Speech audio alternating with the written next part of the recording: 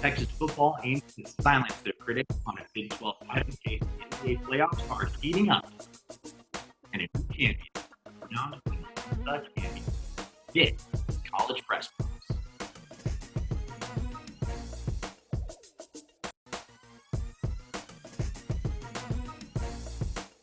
Welcome to tonight's show. I'm Clark Dalton. It's still a socially distanced press box, but we're doing everything in our power to give you the best sports coverage on the 40 acres. We start our show with Tom Herman's thoughts on a Big 12 only schedule and how the conference can adjust to the pandemic.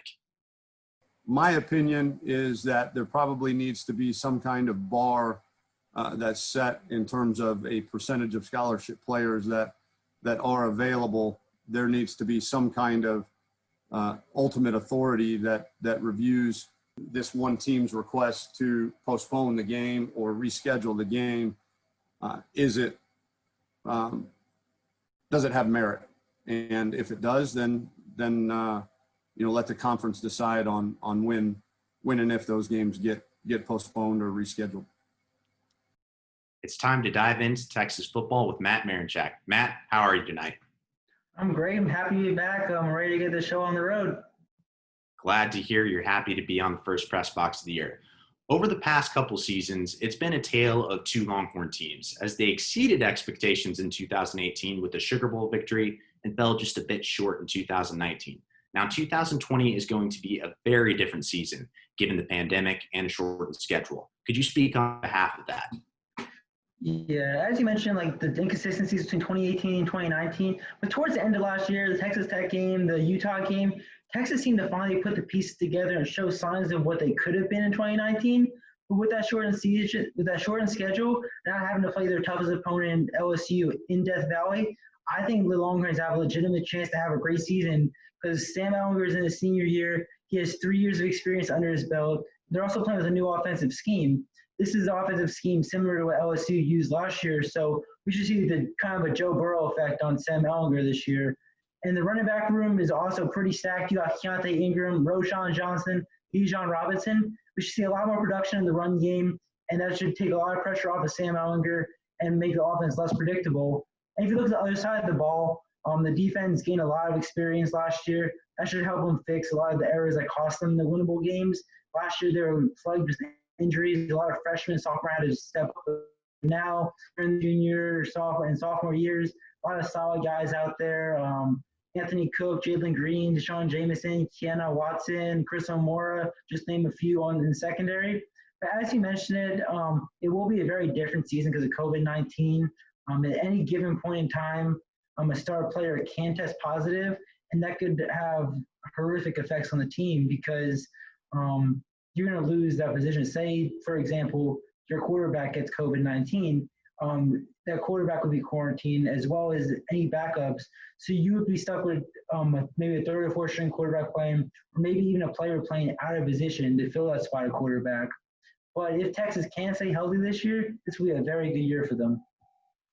Absolutely, Matt. The key this year really is to stay healthy throughout the season, not just from COVID, but for injuries as well. That's what hurt Texas last season. And Sam Ehlinger, we know the experience he's gained over the past 3 seasons. He's gained a lot of confidence, a lot of skill, and having a new offensive system will just continue to allow him to grow. And the running back room is vastly improved with the emergence of Roschon Johnson and the addition of Bijan Robinson. And also several players on the defense took a big step in the Alamo Bowl, such as Joseph Asai and Caden Stearns looking like his 2018 form. Speaking of defense, after losing 9 starters in 2019, the defense has gained more experience as several of the freshmen and sophomores are now seasoned veterans. However, there's still some question marks on offense with the departure of Colin Johnson and Devin Duvernay.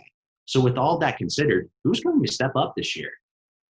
Well, Clark, I think there are a few players on both sides of the ball that could step up. On defense, as you mentioned, it is very young but kind of proven secondary. You got Josh Thompson, Caden Stearns, Chris Amora, Chris Brown.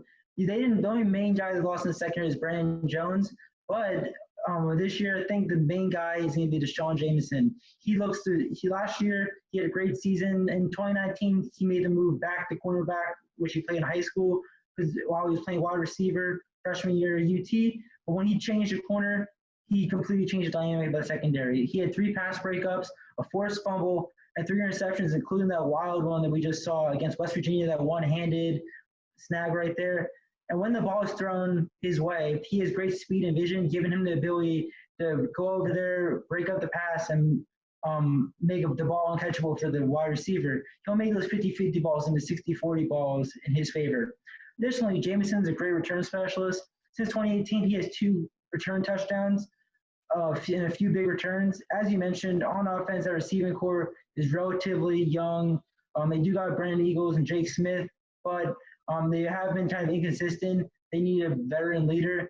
I think Tariq Black, the grad transfer from Michigan, is step up and be that leader. He's poised to have a big role in the offense. There's already been a lot of good news about him coming from summer camp. And he's just a big-bodied receiver. He's going to kind of fill that Colin Johnson role, play on the outside. And when healthy, he's a great deep ball threat. In his 3 years in Michigan, he did battle with a lot of injuries. He only had 38 catches for 492 yards and 3 touchdowns. But if he is able to stay healthy this year for Texas, he'll have that bigger role. I expect them to have maybe 600 to 700 yards and maybe 4 to 5 touchdowns. And he'll be a very reliable target for Ellinger. Absolutely, Matt. That interception Deshaun Jameson had against West Virginia was absolutely sick. It's one of the best interceptions I've seen in a game. And I think his speed and his vision shows that he's the ability not just to be a solid player, but a potential X factor for the secondary. And Tariq Black, he is a lot like Colin Johnson. He's had some injuries throughout his career, but when he's on the field, he's extremely hard to guard with his 6'3" frame. Matt, even though it's a shortened 10-game season, it's still crunch time. They have a tough road ahead with Oklahoma State, and what some think is an improved TCU team. How many games are they winning on this road? Well, I feel like shortening the schedule does give Texas kind of an advantage because the one game that I thought was going to be very challenging for the Longhorns was playing in LSU and Death Valley, but since that's off the table, we're looking at just Big 12 and the one non-conference against UTEP. And obviously, this 10-game season any game has the ability to make or break any playoff hope Texas has. I think realistically, Texas will win 9 games. That will include winning the Big 12 championship because they do face a lot of tough competition from Oklahoma State, and TCU. I feel like this year, OU isn't as strong as they usually are because for the first time in a while, they're starting a redshirt freshman quarterback. Past couple of years, they had some Heisman finalist transfer quarterbacks, but it's not going to be the case this year. And word on the street is that freshman quarterback Spencer Rattler isn't performing that well in practice for Oklahoma. They also lost a lot of key players from the draft, injuries, enough COVID, transfers, etc. So I think Texas has a very winnable game against Oklahoma. And then if you look at Oklahoma State and TCU, both are teams that Texas has struggled against. I think that Texas will lose Oklahoma State because they're playing in Stillwater. Oklahoma State will have somewhat of an advantage. They should have some fans in the stands. And it's just been Texas has always struggled against Oklahoma State the past few years. Mike Gundy's always had Texas' number. And the other thing about Oklahoma State is they have Spencer Sanders coming back. They have the nation's leading rusher, Chuba Hubbard, coming back, and Tyler Wallace coming back, our receiver. Those 3 guys, I think it's going to be very hard for Texas to stop. And just because of home field advantage, I think Oklahoma State will win that one in a close one.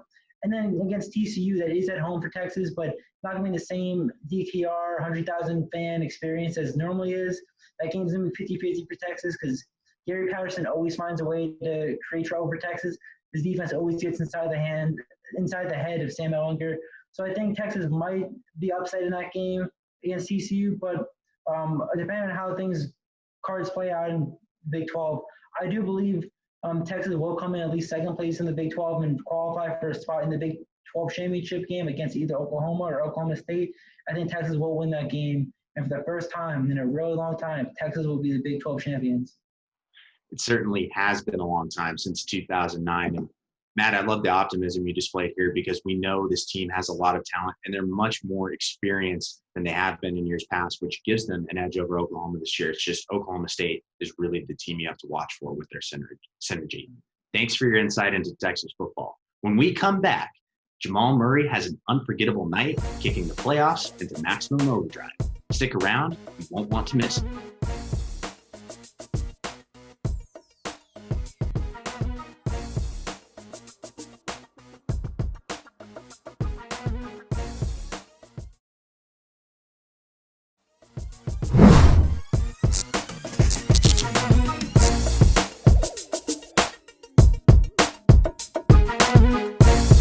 back, everyone. One of the most exciting NBA playoff series has been the Utah Jazz and Denver Nuggets. Jamal Murray and Donovan Mitchell have become the first players since Michael Jordan and Allen Iverson to score 50 points in a series multiple times.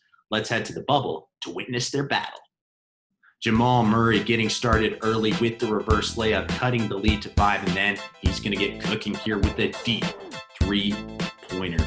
Then Murray, he shows he can dish two right to Torrey Craig for another 3. Denver now cuts the lead down to Mason Plumlee with the block, dishes it to Murray. He races down court, switches his hand, gets the layup right in. Donovan Mitchell, though, even the Nuggets with the Nuggets lead, he's not going to fight back. He roughhouses his way into the lane, getting the bucket. Then Mitchell between his legs, going for the shot. Nope, got you with the pump fake. Bang! Deep from 3. Jazz fighting back in this one. He's sort of saying, you can't see me, with a little hand gesture there. And then Mitchell gets another layup and 1. Jamal Murray not having it, though. Deep from 3, continuing to build the Nuggets lead late in the game. Then he races down court with the steal. Could have the layup. No, I'm going for 3 because I'm feeling it. And then Donovan Mitchell still fighting back, dribbles to his left, nails a 3, keeping the Jazz hopes alive late. But Murray, he's not going to go between the legs once. He goes between the legs twice and gets the deep 3. And then Murray finally with the dagger. It was win or go home for the Nuggets, and they push it to 7 games. What a performance by Murray. 50 points, 44 for Mitchell, but Murray gets the edge, and you can just see the exhilaration after the victory. Emotional, worn out, true warrior. And we now welcome Jordan Geelhoed. Jordan, these playoffs have been historic, not only because of the great performances, but the Black Lives Matter movement. Could you comment on this? Yeah, so I think that the Black Lives Matter movement the players are doing is great. Last Wednesday, the Milwaukee Bucks sat out their Game 5 against the Magic in response to the police shooting of Jacob Blake in Kenosha, Wisconsin, which is only about 45 minutes from the Bucks' hometown.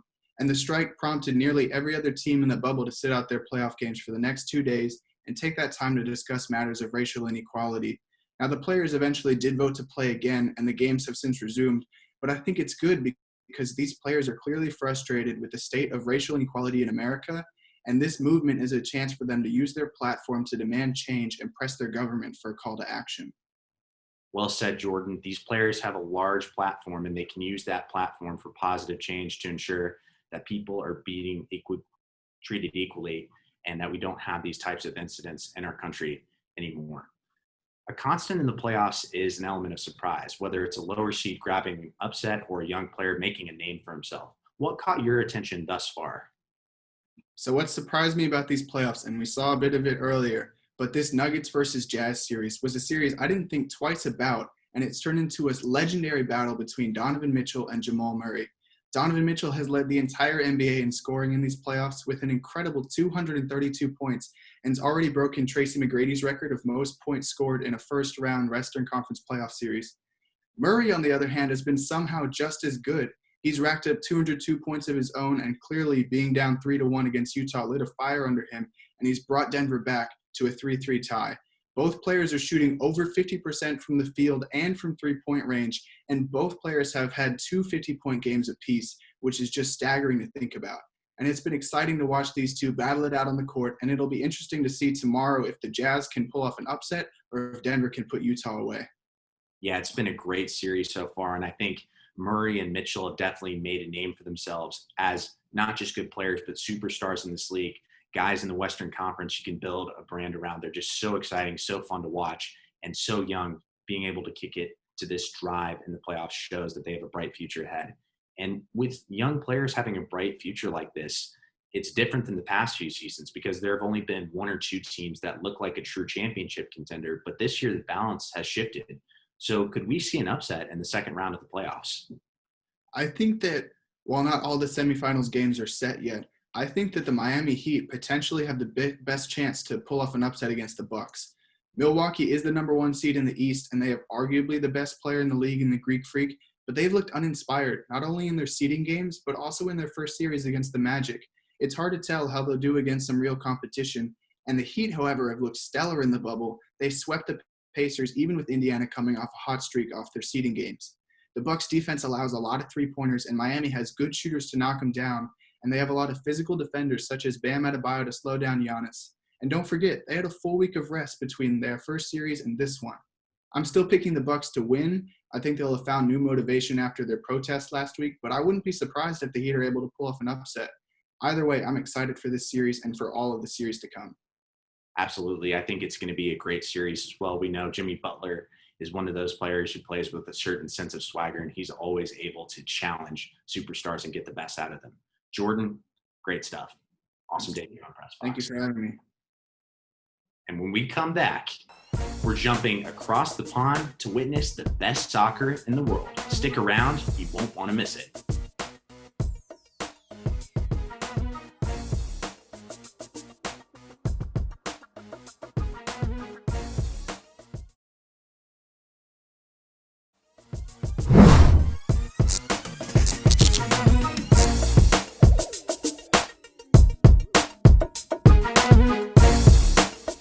Welcome back. For the past 65 years, soccer teams from every corner of Europe have come to one league to determine a champion, the UEFA Champions League. This year, the final was just as dramatic as ever. We're going to kick it over to Jake Herman for more. Clark, given the coronavirus pause, it was a unique season in European club football. Each league gradually restarted as the summer went on, and now there's only one matter left to settle: who will lift the most prestigious trophy in Europe? Bayern Munich and Paris Saint-Germain took the pitch last Sunday in Lisbon and did not disappoint. Estadio da Luz, the home of Benfica in Lisbon, the final was moved there from Istanbul after the fans obviously could no longer participate. Here's an early chance for PSG. Manuel Neuer, at age 34, still making saves like he's 27. The other way, Robert Lewandowski hits the post. The leading scorer in Germany comes up empty right there. And the chances coming thick and fast for each team. Back and forth they go. Excited first half. PSG on the counterattack. Nice interplay sets up Angel Di Maria for a chance from the right side of the box, but it's just a bit too much. That chance goes by the boards. Here comes Bayern right back the other way. Lewandowski denied by the keeper Navas. So both teams unable to score in the first half. Then at the start of the second half, this challenge by Serge Gnabry causes a little bit of a kerfluffle, if you will, in the middle of the pitch. Couple of yellow cards doled out, but clearly this fired up Bayern Munich because they're going to come right back the other way after this mess is settled. Nice little ball here from Thomas Muller, sets up Joshua Kimmich. Kimmich with a cross, Kingsley Coman with the header, and there's the goal that puts Bayern Munich ahead. It's the former PSG player and the Paris native Coman who scores here in the 59th minute. Another look at the beautiful ball by Joshua Kimmich. Flutters in right over the right back, and Coman just sort of steers it onto net, and it beats Navas to the far corner. Bayern Munich in front, but PSG wouldn't go away. Marquinhos gets denied by Manuel Neuer, the ageless wonder at 34. Battled a lot of injuries over the past few seasons. Right there, sticks out a leg to keep Bayern in front. Dying embers of the game here. Some late drama as Lewandowski goes down in the box. No call. That starts Paris Saint-Germain on the ensuing counterattack. Kylian Mbappe working his way into the box. Neymar streaking in. Can he turn it onto his right foot? He does, but Choupo-Moting can't connect. And Bayern Munich is able to see it through. The winners of the UEFA Champions League Final by a score of 1-0. Hansi Flick, the manager, all business in the celebration. But the captain Neuer lifts the trophy. Bayern Munich completes the treble, the 7th team to ever win their league, the domestic cup, and the UEFA Champions League. Let's take another look at what this Bayern Munich team was able to accomplish, because this is a team that's really not going anywhere anytime soon. When they hired Hansi Flick in November, he rescued them from a season that was really falling short of expectations. They were in a mediocre 4th place, and for a club that had won their league for 8 seasons in a row, that simply wasn't cutting it. But they had some stars emerge. Robert Lewandowski was able to recover from an injury to score 15 goals in the Champions League. His 34 goals led Germany on the season. Alphonso Davies, the Canadian wonder kid, emerged as a solid left back. And Manuel Neuer dipped into the fountain of youth, overcame injuries, and performed at a very, very high level.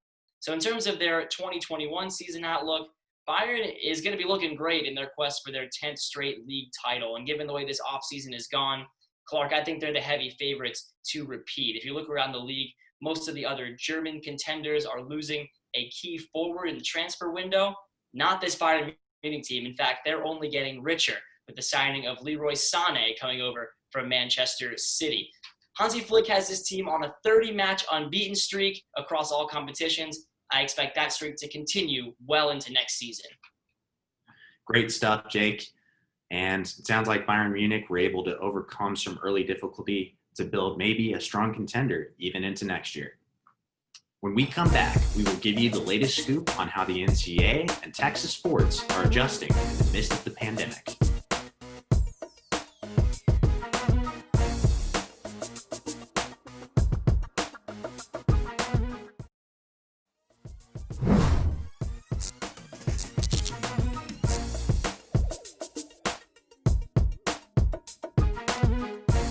Welcome back to College Press Box. Here are the latest updates on sports around the 40 acres and the rest of the NCAA.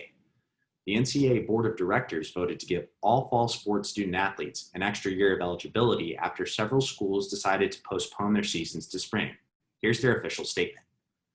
Division I will work toward hosting scaled-back fall championships in the spring, the Division I Board of Directors determined.